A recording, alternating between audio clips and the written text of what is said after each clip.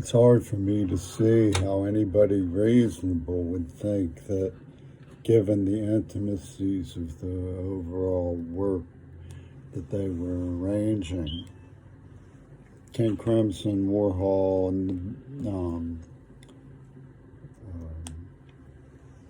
people who were slandering me to my father while stealing from the museums would have me in any condition other than the one they were advertising. And the soundtrack of their advertisement was mouth drawed, tongue tied, cannot speak.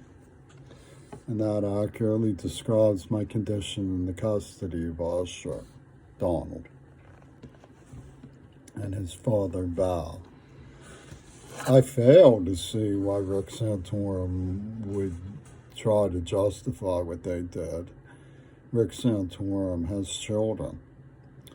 He hasn't done much bad by me, but when I look at the cruel things that he stood for towards me, I wonder why he was so eager to allow organized, brutal gangster pedophiles to walk all over the child, the deaf child of one of his ideological oppositions in public schools, humanism.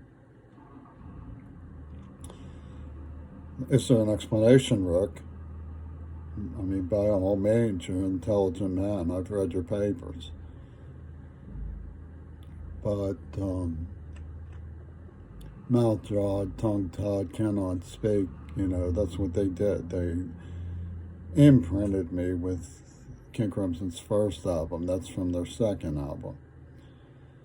So it's foolish, given that there's neurological tampering in evidence, that the Department of the Navy would try to sell it as justified gangster pedophiles torturing the son of a sailor for world peace.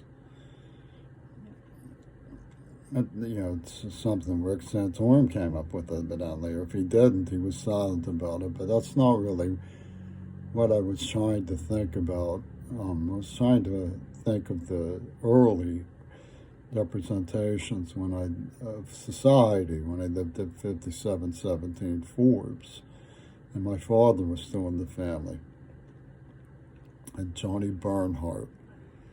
He seemed to be in the class of the McManuses, who went to Fox Chapel, so they probably knew the Kaplans.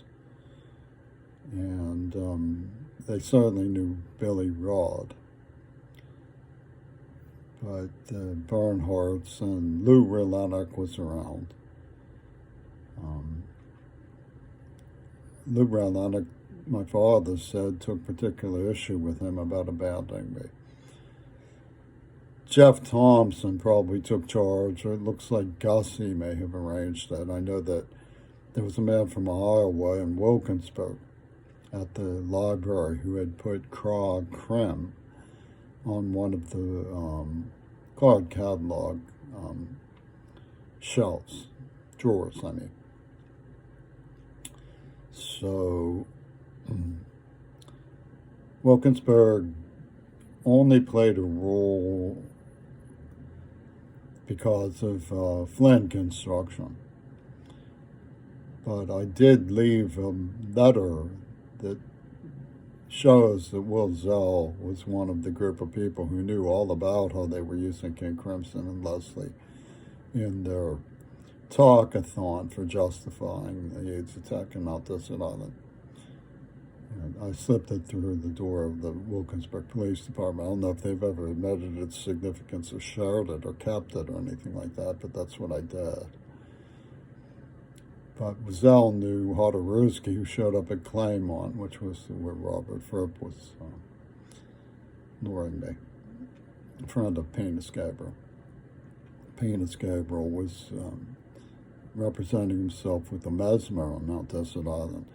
A night when Ian Watmaker came in, I got that strange, terrible burning sensation in my ear that I associate with the Gutter Snipes party that had left me with a blazing earache. There was a laundry chute there too that was big enough for me to get stuck in and have a moment of panic. But come out alive. So structurally, there were things that they were doing with architecture that are characteristic of Jeff Thompson's mind. There were 3 very blonde boys, one of whom had had brain surgery upstairs, and I was forced to walk all the way to Fulton, even though I lived across the street. I knew Karen Jordan, Michael Padolf, Mrs. Young. There's a few stories. And one of the gym teachers said, you know what happens? You ever have that experience where you open your mouth in front of a girl and spit just comes out of your mouth and lands in her face? I mean, I don't remember much about Dilworth, except that it was really, really scary. And anytime I tried to help somebody, it got in really big trouble. But nobody ever thanked me. Joey Galassi, she was down there with Pume, Michael Martina. Set a bar, federal box on fire, mailbox on fire. Everybody was mad. The Fish Lady, Dominic Migliozzi, Robert Schwartz used to shoot a BB gun at bicyclists. That's what they were saying about me being passive, immoral. I didn't know what to do. He would shoot at me too. And they had this story about when we lit off firecrackers that the neighbor could hear the whine of the bullet. So there was sort of a story of plastic reality going in the background of all of this stuff. And I blew up a crayfish once. I shouldn't have. I feel terrible about it.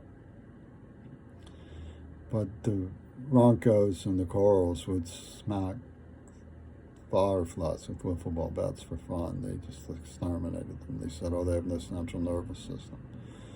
They're not parochials in the CIA. They don't have a soul. They're deaf.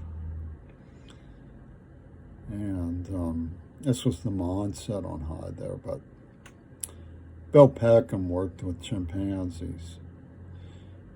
Kept them in cages, and I used to get into it with Pitt about the vivisection, and they would parade the monkeys, ha ha ha ha ha. And that's how they treated me too. They paraded the queer bait. We've got a human monkey, we'll make something of it. So when you try to look at, when I was too young to understand, overpopulation was posed to me when I was about 7 years old, maybe younger, by an adult. Jimmy, look out at this and behold and understand, type moment.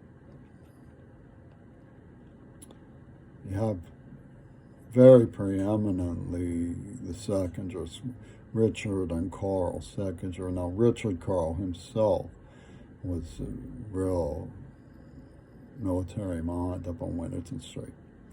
So Richard Carl is the subdivision of that. And he lived in sort of a magic house that had an optical illusion. I always went to the wrong house because I went looking for help once. He lived across the street from Selman. All these people are still around. I don't think that they harbor any shame about the attacks. Trying to reason with them ecology, they used to start talking about environmental economics, because they were playing, pussy ball ledger with the queer bait. They were scoring abortions on me, which was a horrible trauma. They had, strengths, they were normalized. So they took me to hair when I was a child over the objections of Flaherty. Who's that blonde fellow they have a plaque to at CCAC came into Sam Rainey's one night on my birthday. And they gave me a big shish kebab that was all one piece, like,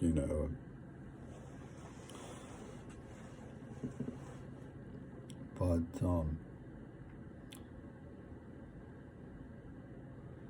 the woman who took me to her was one of the controllers with Joanne Carpenter, Penny Curry, who worked with Robert Fripp on Backstabbing My Father.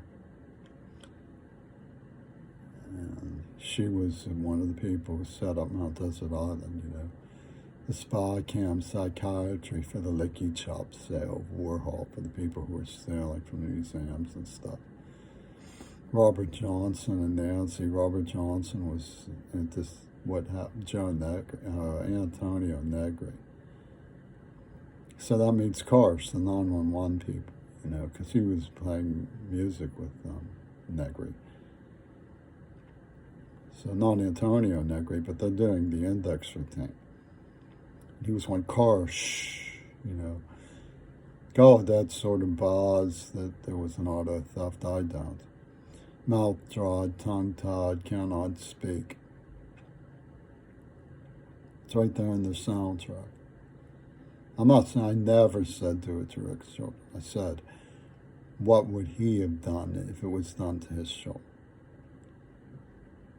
So you have to question this, in my opinion. What else could it be? It's just my opinion,